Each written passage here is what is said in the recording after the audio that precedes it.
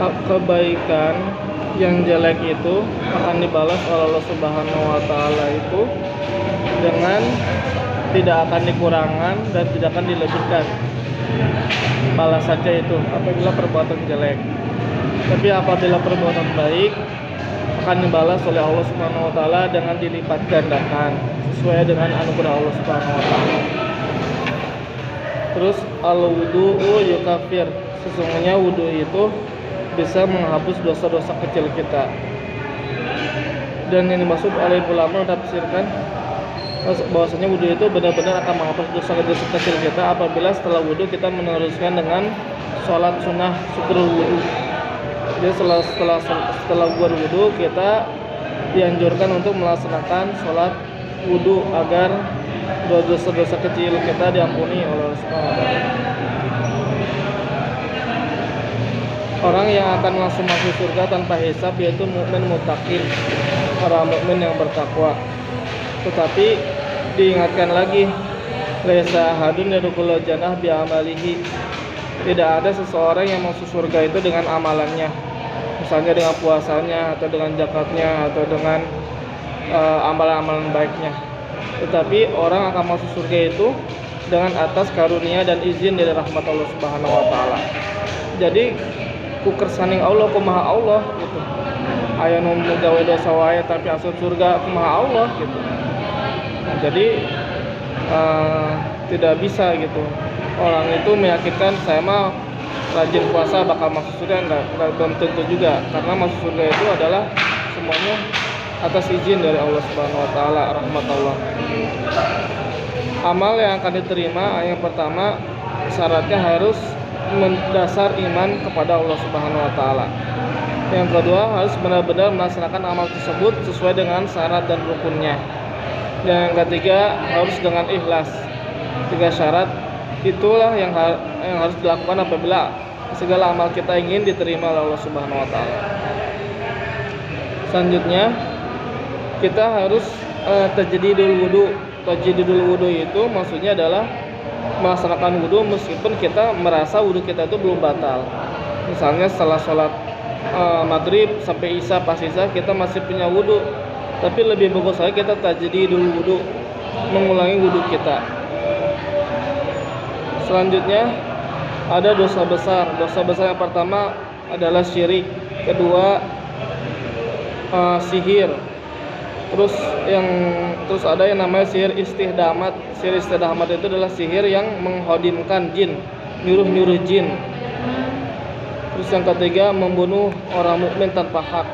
Keempat makan harta anak yatim. Kelima makan riba. Keenam kabur dari medan perang. Ketujuh menuduh zina kepada orang soleh tanpa ada bukti. Itulah dosa-dosa besar. Kemudian ada beberapa orang yang boleh dibunuh. Yang pertama kafir harbi. Kafir harbi itu adalah orang kafir yang akan menyerang orang Islam. Itu boleh dibunuh. Yang kedua orang mukmin, orang Islam yang keluar dari agama Islam. Ketika dia keluar dari agama Islam, terus dia diajak sama kiai untuk masuk Islam kembali, sampai dia dipenjara atau dihukum, tapi dia tetap tidak mau masuk Islam kembali, maka dia boleh dibunuh. Kenapa boleh dibunuh? Karena ditakutkan dia akan mengerjakan berbagai macam dosa. Sebelum dosa dia semakin banyak karena dia non muslim, maka boleh dibunuh. Ketiga, zinah muson. Zinah muson itu adalah orang yang sudah bersuami istri terus dia berzina, maka dia boleh dibunuh. Tapi zina muson ini cara membunuhnya tidak boleh sekaligus, tapi harus dengan dikubur, tinggal ini kan kepalanya disisakan lalu dipukul oleh batu, dilempari batu.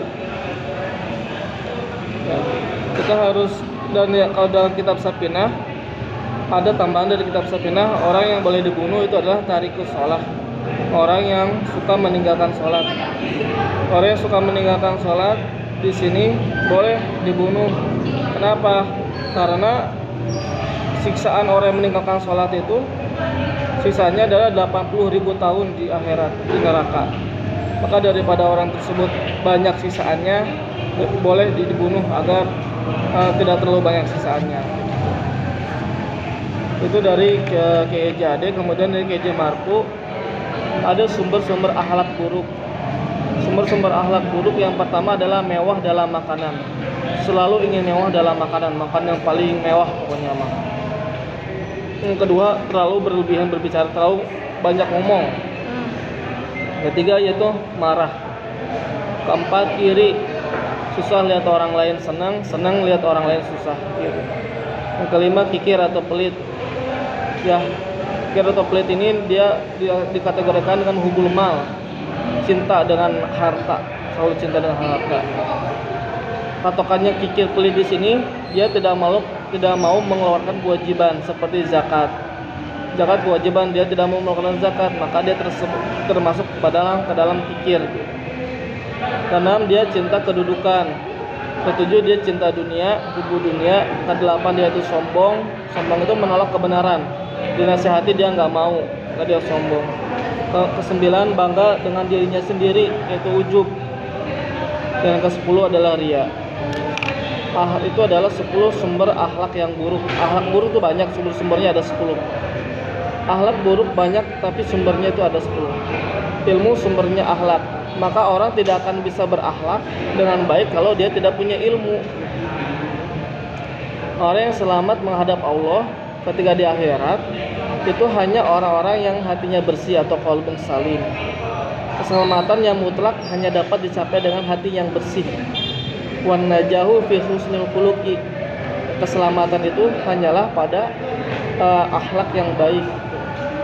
Afdalul mu'minina man ahsanu khuluqan. Sebaik-baiknya orang mukmin itu adalah yang paling baik akhlaknya. Sumber keselamatan manusia pada akhlak yang baik. Perkara yang paling berat ditimbang di akhirat nanti adalah akhlak.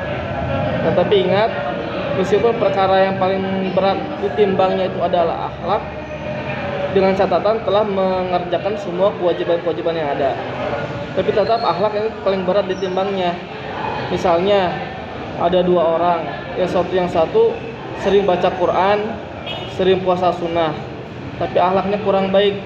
Yang satu akhlaknya baik tapi jarang baca Quran, jarang puasa sunnah. Lebih baik orang yang kedua ini, nanti timbangannya akan lebih berat. Karena akhlak itu lebih berat timbangannya daripada yang sunnah-sunnah itu. Tetapi akhlaknya itu timbangannya jadi berat asalkan yang wajib-wajibnya sudah dilaksanakan semua. Terus Abdullah bin Amr bin As, Rasulullah SAW pernah bersabda bahwasannya akan ada satu orang yang berjalan di jalan ini, gitu kan, yang dimana dia itu ahli surga. Sampai Rasulullah menyebutkan tersebut sampai 3 kali. Lalu sahabat Abdullah bin Amr bin As menunggu sampai orang tersebut datang. Akhirnya datang satu orang, diikutilah sama Abdullah bin Amr bin As ini sampai ke rumahnya. Kemudian Abdullah bin Amr bin As ini meminta kepada orang tersebut untuk bisa nginep di rumahnya dengan alasan dia sedang dalam musafir atau sedang dalam dengan alasan apapun dah. Padahal dia tuh ingin melihat apa amalannya. Ketika menginap di rumahnya ternyata tidak ada amalan pun yang dilaksanakan oleh dia gitu. Nah, sampai besok paginya bertanya si Abdullah bin Umar bin As itu kepada orang tersebut, wahai kenapa Kak Rasulullah sampai memanggil kamu itu ahli surga gitu, sedangkan amalan kamu biasa-biasa saja, kamu tidak ahli tahajud, kamu tidak ahli Quran gitu.